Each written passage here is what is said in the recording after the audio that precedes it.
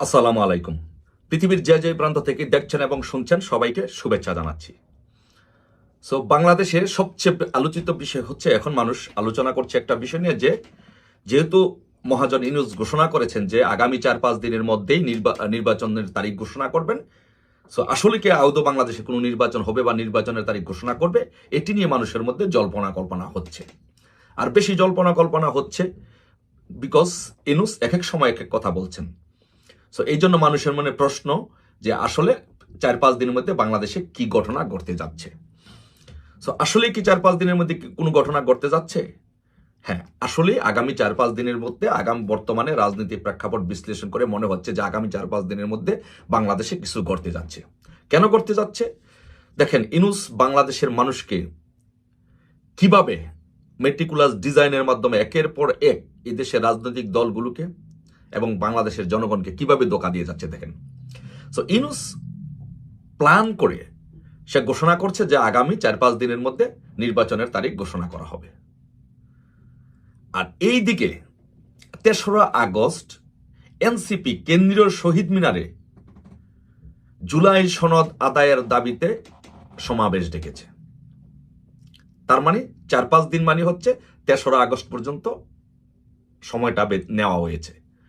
৩রা August যদি NCP যে সমাবেশ ডেকেছে, যে কেন্দ্রীয় শহীদ মিনারে জুলাই সনদ আদায়ের দাবিতে যে সমাবেশ ডেকেছে, এই সমাবেশ ঘিরে কি হবে, তাদের দাবি দাওয়াগুলো কি, তারা কি করতে চায়।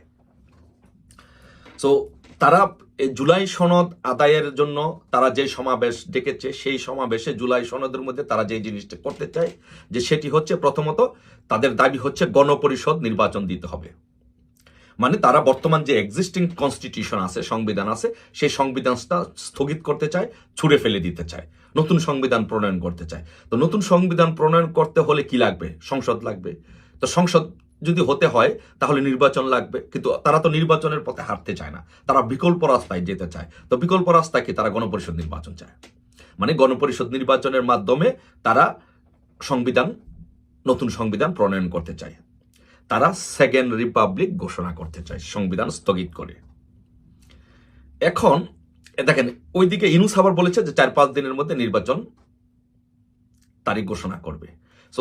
দেশের মানুষের সাথে প্রতারণার ফাটটা লেভেলটা দেখেন কিরকম, এবং দেশে কি হতে যাচ্ছে এটা দেখেন।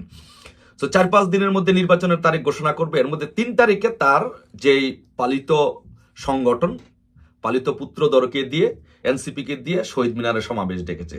সেই দিন সেই সমাবেশে উপস্থিত থাকবে কারা? সেই সমাবেশে উপস্থিত থাকবে জামাত, হেফাজত, ইসলামী শাসনতন্ত্র আন্দোলন সহ ইসলামী দল সহ এনসিপি উপস্থিত থাকবে।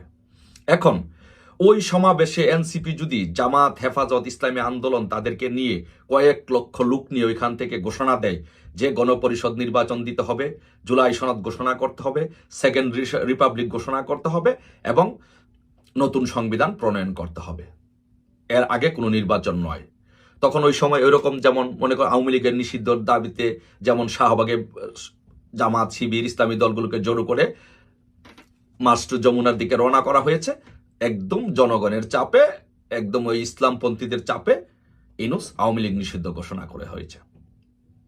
করে দিয়েছে।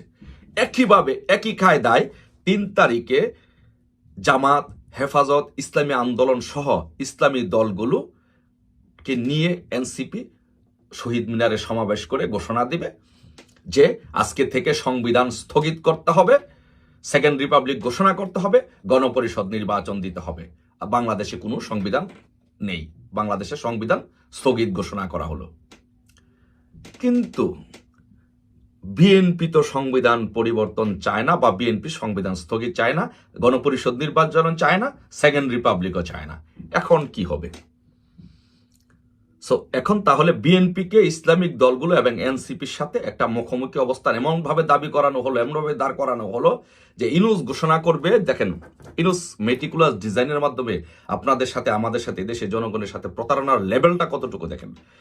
সে বলবে যে আমি ৪-৫ দিনের মধ্যে নির্বাচন করার তারিখ ঘোষণা করার জন্য প্রস্তুত ছিলাম, আমরা বলেছি ৪-৫ দিনের মধ্যে নির্বাচন ঘোষণা করব। কিন্তু এদেশের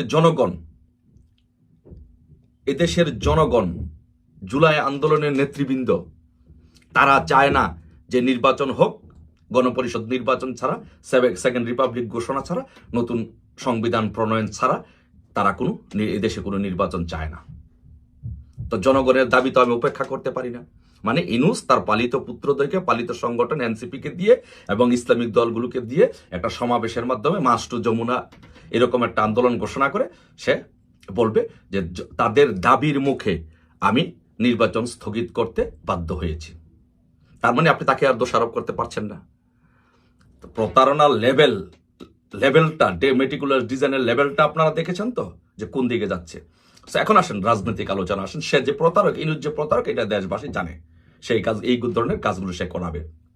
এখন ঘটনা হচ্ছে, যদি তারা জুলাই সনদ যদি বাস্তবায়ন করতে পারে এনসিপি, এবং সংবিধান যদি স্থগিত করতে পারে এবং গণপরিষদ নির্বাচনের দিকে যদি হাঁটতে পারে এবং সেকেন্ড রিপাবলিক যদি ঘোষণা করতে পারে, তাহলে বিএনপির কি অবস্থা হবে এবং ওয়াকারুজ্জামান এবং রাষ্ট্রপতি কি অবস্থা হবে?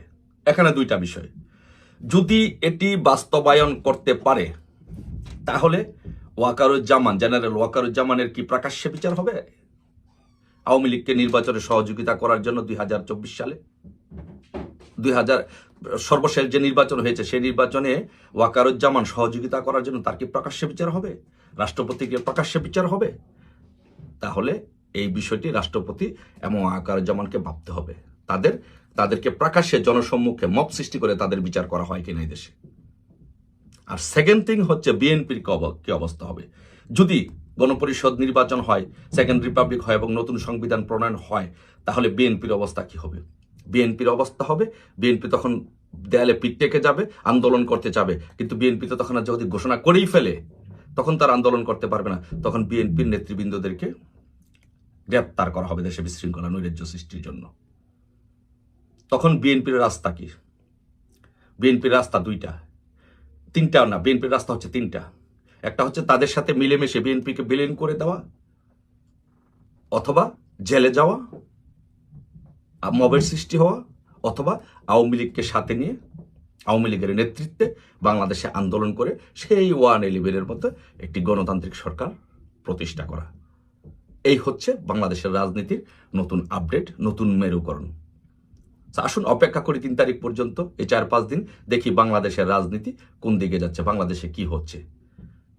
আপনাদের মতো আমরাও অপেক্ষা করলাম, দেখি আসুন। আর আমি মনে করি এইরকম পরিস্থিতিতে যে কোনো বাংলাদেশের পরিস্থিতিতে উদ্ভব হতে পারে। সেই জন্য আমাদের সকলকে সংগঠিত থাকতে হবে, সকলকে ঐক্যবদ্ধ থাকতে হবে। বঙ্গবন্ধুর প্রত্যেকটি সৈনিককে, আওয়ামী লীগের প্রত্যেকটি নেতাকর্মীকে ঐক্যবদ্ধ থাকতে হবে, সংগঠিত থাকতে হবে, যেন বাংলাদেশে গণতন্ত্র যেন কোনোভাবেই ধ্বংস না হয়, বাংলাদেশের স্বাধীনতা সার্বভৌমত্ব যেন বিলীন না হয়। সেই জন্য আমাদের সকলকে ঐক্যবদ্ধ থাকতে হবে। ধন্যবাদ সবাইকে। অপেক্ষায় রইলাম 3 তারিখে কি হয়। জয় বাংলা, জয় বঙ্গবন্ধু।